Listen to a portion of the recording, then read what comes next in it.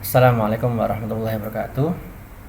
Yang terhormat Bapak Dr. Tarjo, Bapak Dr. Bambang Haryadi sebagai dosen pembimbing, Prof. Nizar dan Dr. Ibu Siti Musarofah sebagai dosen penguji. Perkenankan, saya Nanang Setiawan.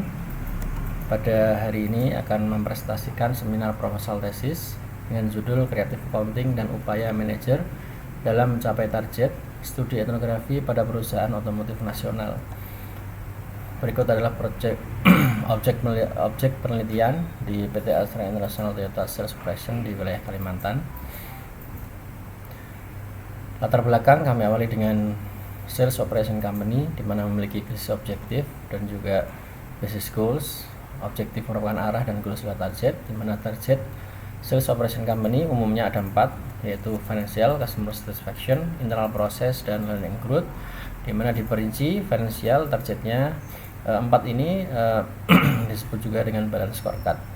Target finansial itu dirinci pada item sales target, market share, dan profitability.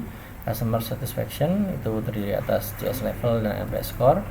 Internal process terdiri atas ARD, stock days, dan audit result. Learning and growth terdiri atas productivity dan training. Keempat item ini menjadi sebuah KPI, Key Performance Indicator, yaitu merupakan alat ukur yang menggambarkan efektivitas perusahaan. KPI itu ditentukan oleh head office untuk setiap cabang, di mana cabang itu terdiri atas beberapa manajer. KPI di breakdown tiap departemen dengan perhitungan bobot yang berbeda-beda disesuaikan dengan fungsinya masing-masing, di mana berikut adalah KPI branch head dan ini adalah KPI finance head. KPI ini kita lihat yang paling besar adalah dari sisi finansial, baik dari branch head maupun finance head. KPI financial ini karena menjadi yang paling besar, maka diperlukan strategi-strategi untuk mencapainya, di mana salah satu strateginya adalah creative accounting. Creative accounting dalam teori Baralexis menyebutkan artinya adalah proses sengaja memanfaatkan berbagai pilihan dalam baku untuk menyajikan laporan keuangan sesuai dengan kebutuhan manajer. Itu dilakukan oleh manajer dengan tujuan untuk menaikkan nilai perusahaan dengan upaya memanfaatkan celah yang ada dalam standar laporan keuangan tanpa harus melakukan pelanggaran atas standar akuntansi. Itu menurut Triani tahun 2017. Kemudian dengan cara memanfaatkan teknik dan kebijakan akuntansi guna mendapatkan hasil yang diinginkan oleh manajer, menurut Sulistiawan et al. 2011.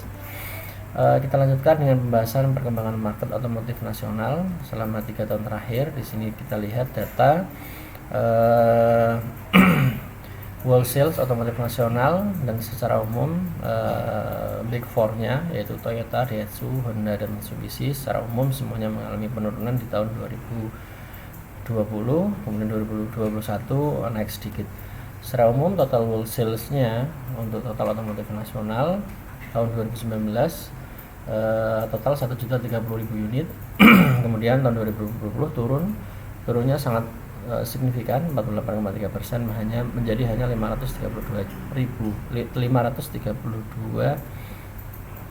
unit, 532 juta unit, 532 unit di tahun 2020.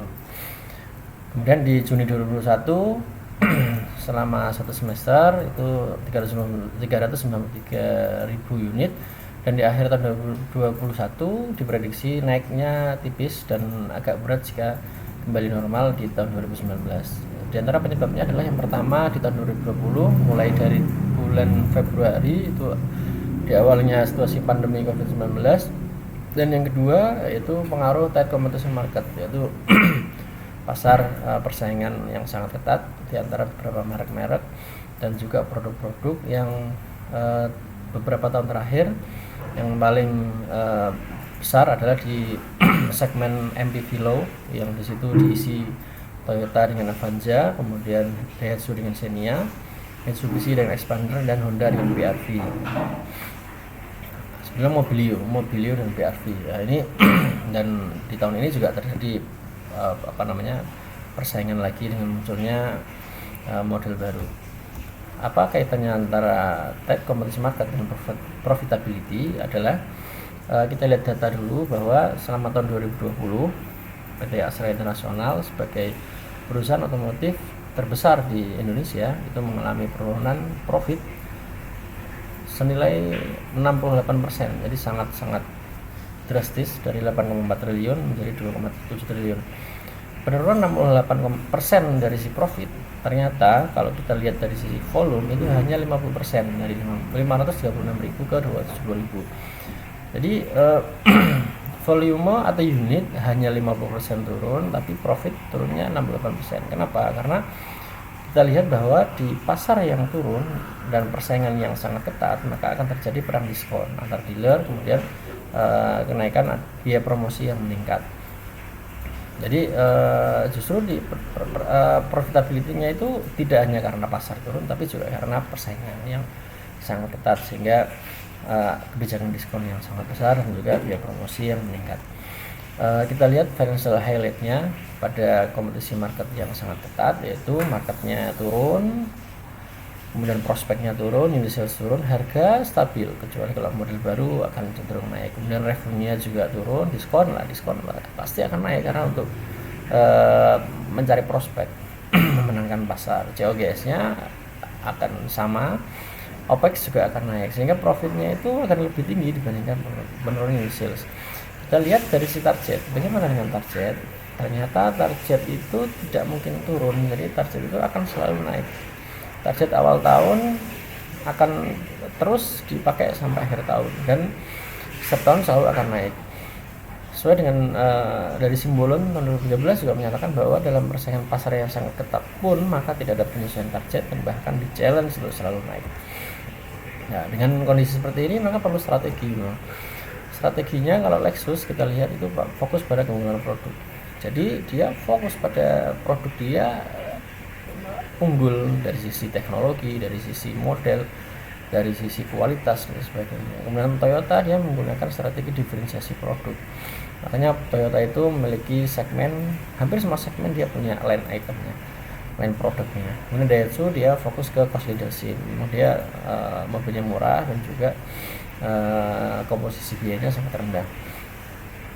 Kemudian strategi yang lain untuk memenangkan persaingan ini adalah creative accounting. Creative accounting itu kalau kita lihat prakteknya ada yang namanya earnings management, ada manajemen laba, kemudian ada juga income smoothing, perataan laba. Dua ini masih dapat ditolerir, termasuk Simbolon yang menyatakan masih ditolerir karena hanya manajemen laba saja, melakukan manajemen internal keuangan. Kemudian ada juga yang namanya aggressive accounting. Aggressive accounting ini dia tujuannya fokus laba dan bahkan dia berani menabrak aturan SOP-nya ditabrak, kemudian aturan-aturan yang terkait dengan akuntansi ditabrak. Ada juga yang lebih parah lagi yaitu fraudulent financial reporting, yaitu ini lebih ke arah fraud, manipulasi laporan keuangan. CFE menyatakan bahwa fraud adalah proses menggunakan pekerjaan atau tanggung jawab seseorang untuk memuaskan kepentingan pribadinya dengan memperkaya diri sendiri melalui penyalahgunaan kekuasaan yang disengaja. Dalam hal ini adalah pelaporan keuangan. Kita lihat contohnya. Saya tidak bisa memberikan contoh dari dunia otomotif karena memang saya belum menemukan yang sudah inkrah. Sebenarnya banyak sekali kasus, termasuk beberapa berita-berita otomotif, tapi memang saya cari apakah sudah masuk ke pengadilan, ternyata jarang sekali. Dan memang benar kasus fraud di otomotif hampir tidak ada yang masuk ke pengadilan, karena memang untuk penjagaan nama perusahaan, dan juga yang kedua proses hukum itu memerlukan waktu dan biaya yang cukup tinggi. Sehingga saya di sini mencontohkan ada 3, yaitu Toshiba, kemudian Garuda Indonesia dan Jiwasraya, di mana ketiga-tiganya itu mainnya di pendapatan palsu dan juga di biaya. Kemudian kita lihat secara fenomena dan teori yang selaras. Fenomena yang ada di lapangan, yang pertama adalah pengakuan pendapatan yang dipercepat. Ini jadi percepatan pengakuan pendapatan. Ini sama seperti yang di Garuda Indonesia, kasusnya dengan Mahatama, di mana belum ada aliran masuk, baru perjanjian sudah diakui pendapatan, sehingga laba yang diakui sangat tidak wajar, jadi sangat tinggi sekali. Ini kalau di teori selaras dengan financial readiness recording revenue to soon. Kemudian fenomena yang kedua, praktik aping price. Ini adalah bogus revenue yang palsu. Ini sesuai fenomena kasus di PT Toshiba, kemudian PT Jiwasraya. PT Jiwasraya itu dengan produk GS saving plan-nya. Kemudian ini teori yang selarasnya adalah financial shenanigans, recording bogus revenue. Dan yang ketiga fenomena yang kita angkat adalah perataan pembebanan biaya operasional, yaitu smoothing expense, melakukan perataan laba. Ini sama dengan kasus di PT Toshiba, di mana di PT Toshiba itu ada beberapa kontrak itu sudah terjadi tapi belum ada dana sehingga tidak dicerat biaya, sehingga profitnya sangat tinggi sekali. Ini teori yang selaras adalah financial shenanigans, shifting current expenses to a later period. Kemudian kita masuk ke selanjutnya, creative accounting. Yang dibahas di penelitian ini adalah masuk ke skema bonus dan insentif, di mana penelitian beberapa penelitian terdahulu yaitu Haley tahun 85, kemudian Hausen et al 95, Guthrie et al tahun 1999, Baransis tahun 2004, Bergstresser and Pepen tahun 2006, Bedouin et al 2015, dan Almadi and Lezik tahun 2016. Semua penelitian ini yang kita angkat ini semuanya fokus pada penelitian yang creative accounting yang dilakukan oleh top management, CEO, CFO, dan yang setara. Kita lihat bahwa penelitian creative accounting pada middle management itu masih sangat langka. Padahal aktualnya sangat banyak terjadi, seperti di objek penelitian ini, di mana creative accounting itu ya memang sesuatu yang sudah umum dilakukan dan akan tetapi penelitiannya yang memang belum ada. Gap reset ini yang akan kita angkat menjadi gap resetnya. Kemudian creative accounting dan untuk penelitian ini fokus pada manajer level menengah, kemudian fokus pada laporan keuangan cabang, akses langsung dokumen perusahaan yang bisa berorganisasi, data dan informasi dari sumber internal yang umumnya sulit diakses oleh menteri luar, dan kalaupun ada sangat jarang terbuka publik dan sulit ditemukan pada berbagai publikasi. Hal ini berkenaan dengan penjagaan nama baik perusahaan. Keempat inilah yang menjadi novelty pada penelitian ini. Masuk ke rumusan masalah, ada 3, yaitu kita akan mencari tahu atau masalahnya adalah bagaimana pelaksanaan dan pola creative accounting di perusahaan otomotif, kemudian apa motivasinya dan juga pencegahan dan pendeteksiannya seperti apa. Tujuan penelitiannya juga sama, jadi kita ingin mengeksplorasi pelaksanaan creative accounting dalam rangka pencapaian target manager, bagaimana polanya, apa motivasinya, dan bagaimana pencegahan dan pendeteksiannya.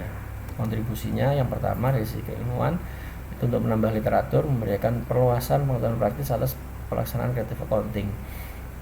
Temuan ini juga berharga karena disimpulkan dari peristiwa aktual di perusahaan.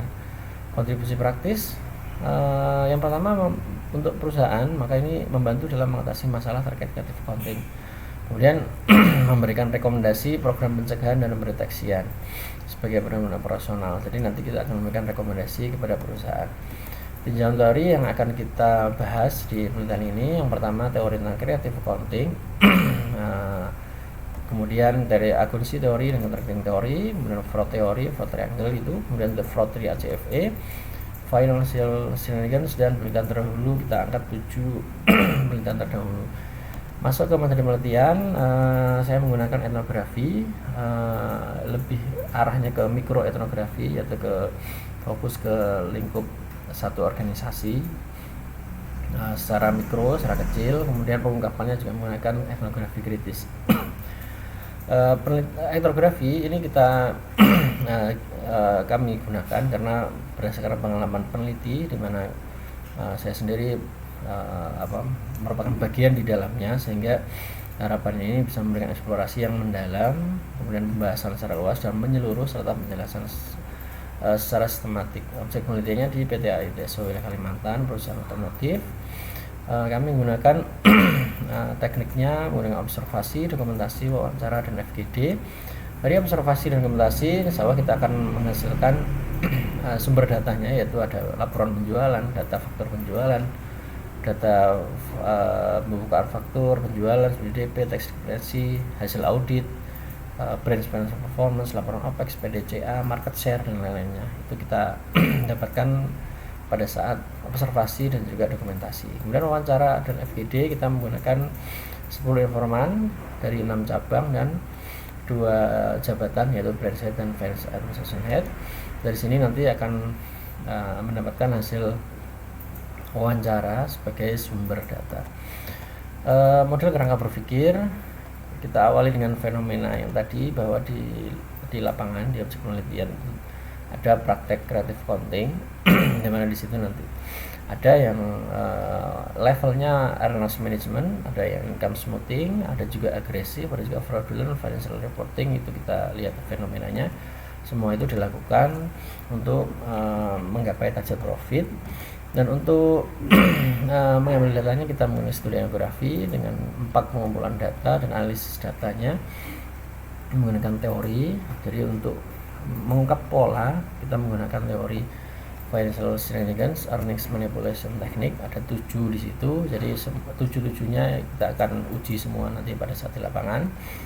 Dengan cara yang pertama kita observasi dan mencari dokumen, seperti halnya audit. Kita ambil data, kemudian kita analisa, dan ketika ada temuan maka kita lanjutkan ke wawancara interview.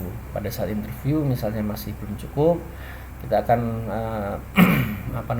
lakukan forum yang lebih besar dengan FGD, dengan beberapa informasi.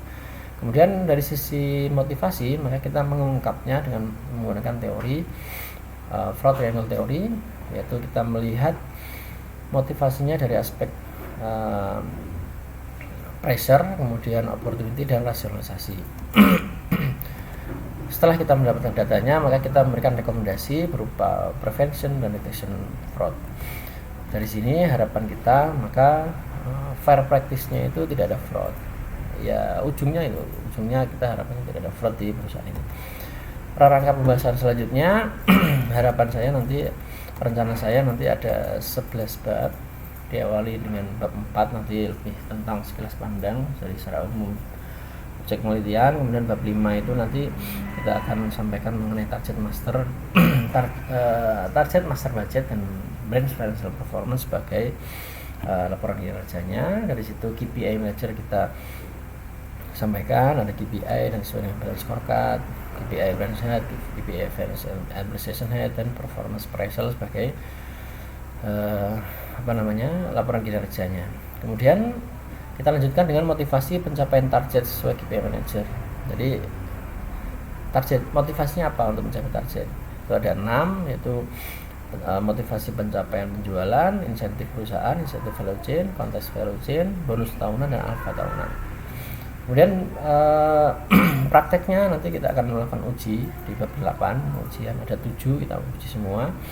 Dan bab 9 dari sisi motivasi kita juga melakukan penelusuran lebih lanjut dengan cara interview. Jadi bab 8 dan bab 9 itu menyambung. Bab 8 itu lebih ke arah mencari data, kemudian dilakukan interview, dan kemudian setelah mendapatkan ibarat audit ada temuan, baru kita tanyakan kenapa ini dilakukan. Itu motivasi kita ungkap di bab 9.